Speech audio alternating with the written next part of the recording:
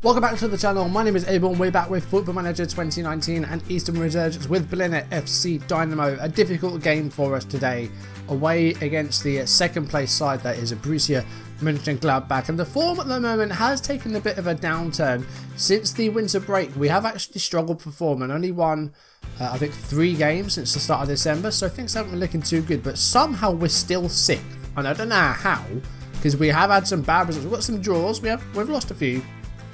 But wins have been hard to come by. I'm expecting a defeat here, but who knows? I mean, we've just had a international break. I've done a team meeting with the guys saying you've been doing okay, but I think you can do so much better, which they agree with.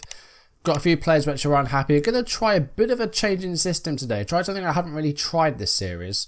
So yeah, it might be a bit of a tweak today, but we'll see how we do. It all started last episode, really, this bad run. We threw away a 2-0 lead against Stuttgart. We led 2-0 at half time.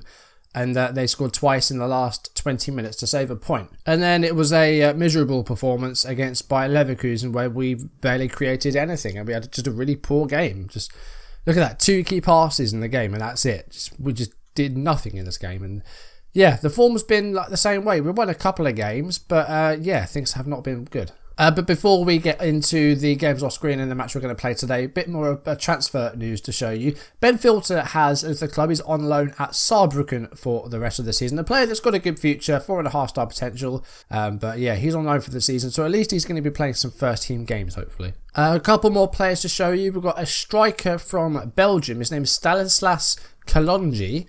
And he's got some very good attributes, very promising striker, can play as a poacher, got the 5-star potential.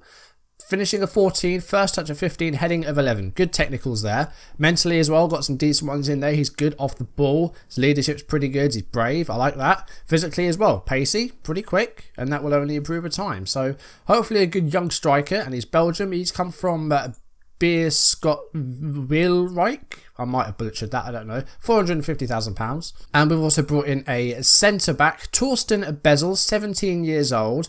Again, got some good sort of underlying attributes. He's a promising centre-back, 10 heading, 11 marking, 13 tacklings, not too bad. He's only 17. And physically, he already looks like a player that could do a job. He's got 13s and 14s in there, 17 balance. He's fairly strong. He's 6'4" as well. We've also got a couple of people that are going to be joining in like July and August. Pedersen, who's a midfielder, and Bubner, who's a winger, who just came in the youth intake just last week. Looking at our youth intake, it wasn't bad, but it wasn't great either. One of our best prospects was a 4-star guy. It was the best one we got. Niko Kalinic was the best one. He's 14. He's a sort of defensive midfielder.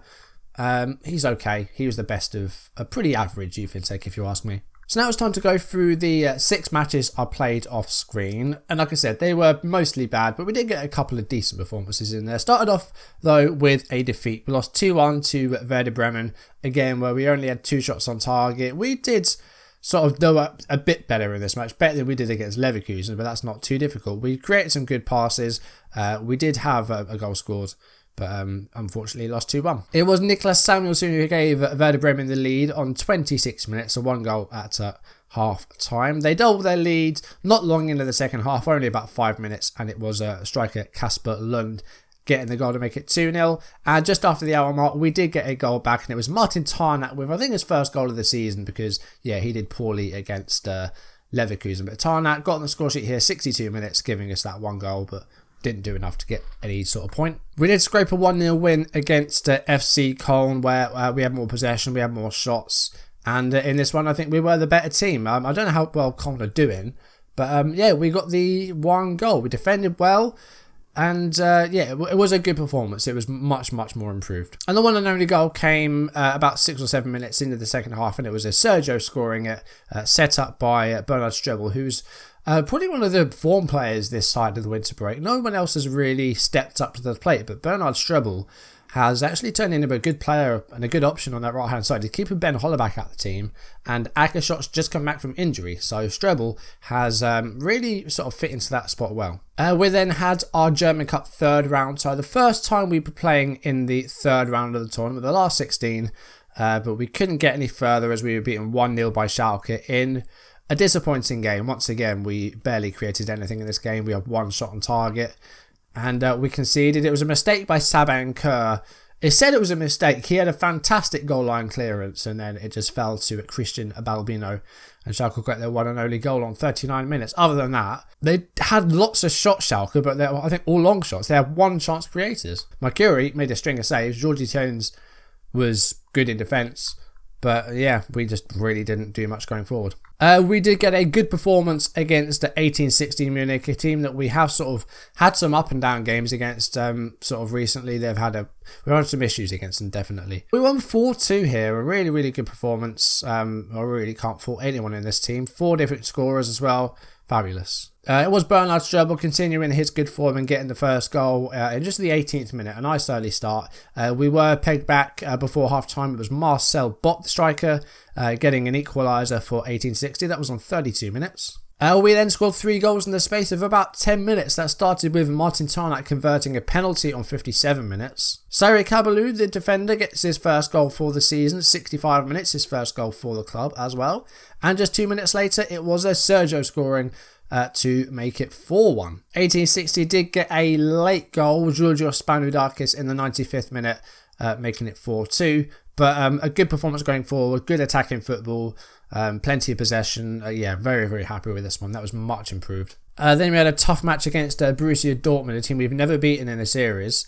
And we didn't beat them here. We lost 2-1, did go ahead, but ultimately just culminated in the second half. Martin Tarnack converted his second penalty in 3 games to give us a 1-0 lead. It was just on the 9th minute, 2 minutes into the second half, or maybe it was about 80 seconds. I think it was about a minute 10, minute 15 into the second half. Marco Sansoli scored for Borussia Dortmund to equalise. And then Manfred Stark, 10 minutes from time, gave Borussia Dortmund the winning goal. I think they deserved it. I think apart from the goal from the penalty, we didn't create very much in this game. No chances created. Once again, defending this one just wasn't good. We're just so inconsistent at the moment with, like, you know, we beat a team 4-2 and then we just sort of play badly. We just didn't create much in this one. We defended badly and lost 2-1. And then lastly, we drew 2-2 against Wolves. A late goal salvage, a point for us against a team that were bottom of the table once upon a time, but a change in manager, I think, has seen them do a bit better. And they have now gone, I think, 3 or 4 games unbeaten. So they started to pick things up again, Wolfsburg. They were bottom and they had a really bad start. I don't think they won in about their first 7 or 8 games. But this one, we scored with our only 2 shots on target. Other than those goals, again, we were very, very poor. Tim de Melk scored the 15th minute goal for us to give us a 1-0 lead. He's getting in the score sheet now and then. Tim de Melk, I don't know how many he's got actually. 3 league goals this season, couple of assists. De Melk's been okay. We were pegged back 31 minutes and it was Nadim Amiri scoring to equalise for Wolfsburg. And in the second half, he gave them the lead. Second goal of the game, 53 minutes to make it 2-1 to Wolfsburg. And we scored late on, 93rd minute goal by Bernard Strobel, right at the last kick of the game pretty much. Managing to save a point for us, not one we deserved. Again, we were poor here. And yeah, that's been the story really. We just haven't really created a lot. We've had very few shots in some of these games. You can see we've only won 3 games in 13. That's not good form at all. Since November the 29th, I only won 3 games. That's not good form. There's been some draws in there. But yeah, we have struggled. And somehow we're still in the European places. I don't know how. Let's jump into the game then. I think I've spoken for long enough. 2 wins each for this one. No draws between us yet. And we are going to go for a slight change in system. Now, Mats Kohler is suspended for this game after picking up too many cards. So Saban Kerr is going to play on the left wing. Fitness is all good apart from that. Salvati Chetin has got a bit of an injury. I think it's food poisoning. And he wasn't sent home for some reason. So I don't really feel like I can play him. But what I am going to do is, I don't think he's played in the league yet. Stanley Luic is going to play. I think I played him in that cup game, and that's the only thing he's done. He's had 3 league appearances. He's started 1 game this season. I haven't been good to him. He's unhappy. He's a good player. I just haven't had a need for a defensive midfielder, but now we're actually going to give it a try. We're going to make him a defensive midfielder. We're going to keep Prestoffer, Kerr and Strobel in the team. Sergio and Tarna, I think, will be the forwards. Markovsky, Dramac, Sally, and we're going to go Kircher, the back line. Akashot is fit to play, so I think we'll bring him on. Where is Hollerback? Oh, he's there. We'll leave him out today. We'll go for Akashot. And let's send a team up. We are playing defensive because we're away against a team that's second. We're playing a bit deeper, narrow. I don't know how this is going to go, but we'll see what happens. Let's say no pressure. There isn't any pressure on us. We are far exceeding expectations.